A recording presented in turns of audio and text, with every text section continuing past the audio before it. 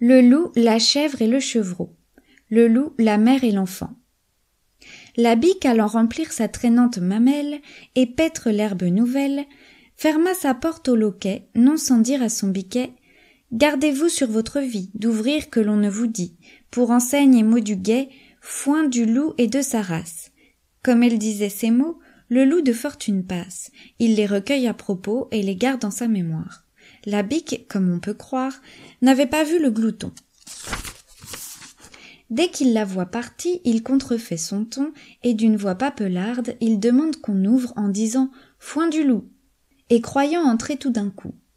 Le biquet soupçonneux par la fente regarde. « Montrez-moi patte blanche, ou je n'ouvrirai point !» s'écria-t-il d'abord. Patte blanche est un point, chez les loups comme on sait, rarement en usage. Celui-ci, fort surpris d'entendre ce langage, comme il était venu, s'en retourna chez soi. Où serait le biquet s'il eût ajouté foi au mot du guet que de fortune notre loup avait entendu. Deux sûretés valent mieux qu'une, et le trop en cela ne fut jamais perdu. Ce loup me remet en mémoire un de ses compagnons qui fut encore mieux pris. Il y périt. Voici l'histoire. Un villageois avait à l'écart son logis. Messer Loup attendait Chape-Chute à la porte.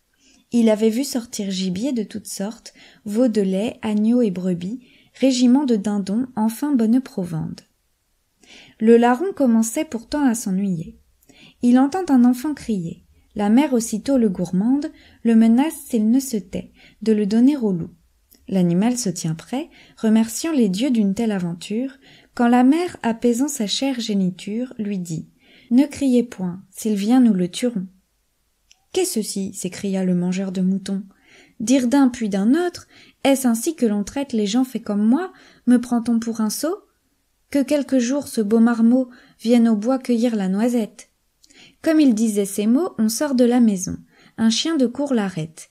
Épieux et fourche fier, l'ajuste de toute manière. « Que veniez-vous chercher en ce lieu ?» lui dit-on.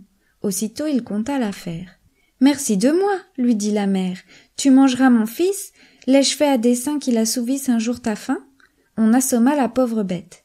Un manant lui coupa le pied droit et la tête. Le seigneur du village à sa porte les mit, et ce dicton picard à l'entour fut écrit. Bio chirle n'écoutez mi, mertin chant fieux qui crie.